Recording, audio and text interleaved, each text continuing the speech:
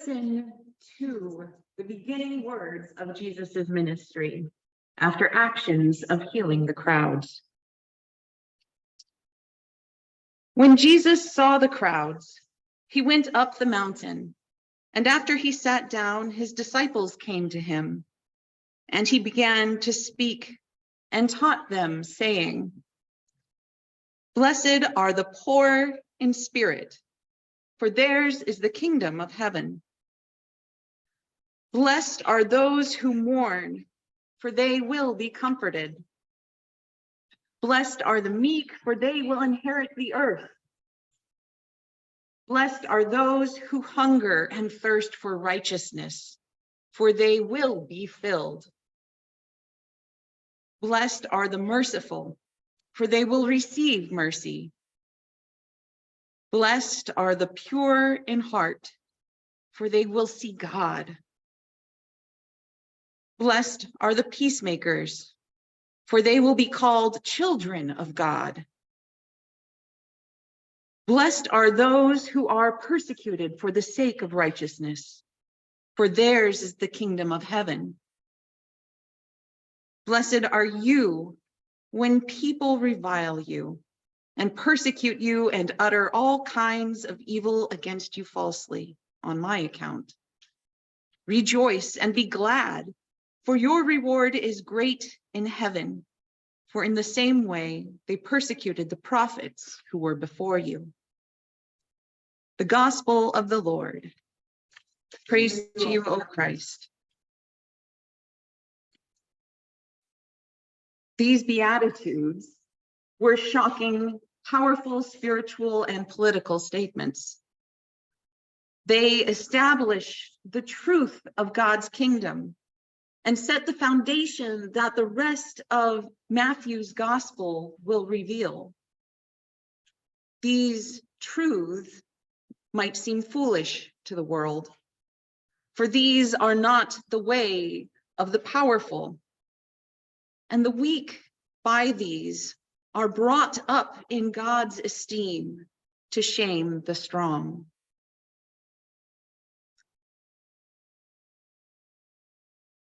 But these are so familiar. Do we hear their shocking truth? Blessed are those who are downtrodden, the tired, the poor, the oppressed. Blessed are those who feel hopeless, for God's reign will favor you. Blessed are those who mourn the deaths of their children, murdered by a spray of bullets in the classroom.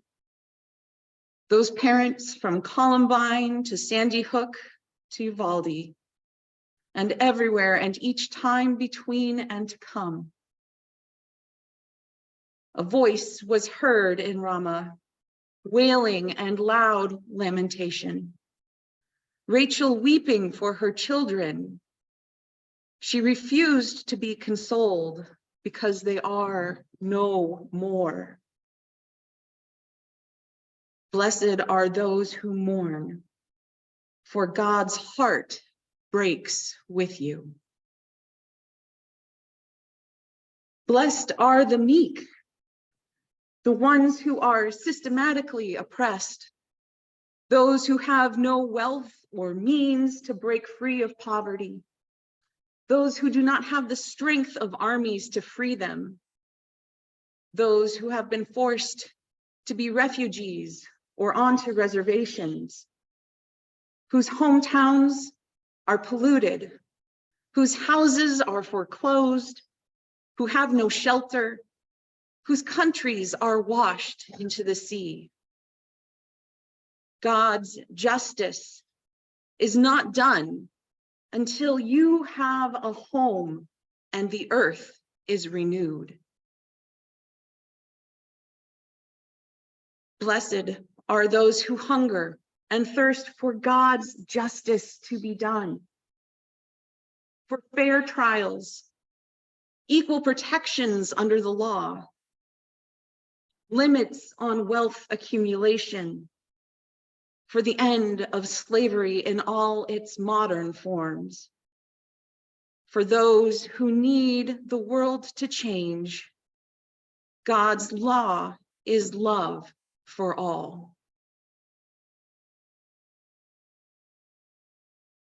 Blessed are the merciful, those who are compassionate and filled with loving kindness, for that is the way God is. They are bringing God's love to the world. Blessed are the pure in heart, those who give a shirt off their backs to help others, who genuinely welcome the stranger, those who have no ulterior motives and tend to others genuinely, those who say, Lord, when did we see you? For they have seen the face of God through their care.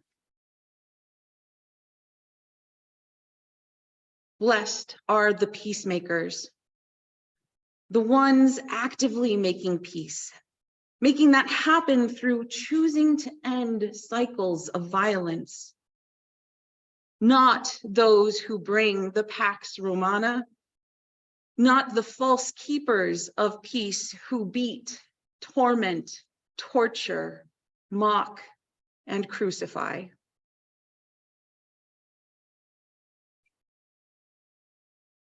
Blessed are those who are taken advantage of in their kindness, who trust too much, who give 77 chances for people to change.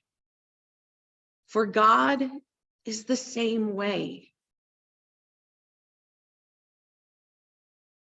Blessed are those who are persecuted for choosing nonviolence, those who are called slurs, who are told they are less than, and those who speak truth to power and stand up for the oppressed. For all who work for a better world, they are truly God's children, and God's love for you will be seen by the world. For what does the Lord require of you? But to do justice, to love compassionately, and to follow the ways of God. And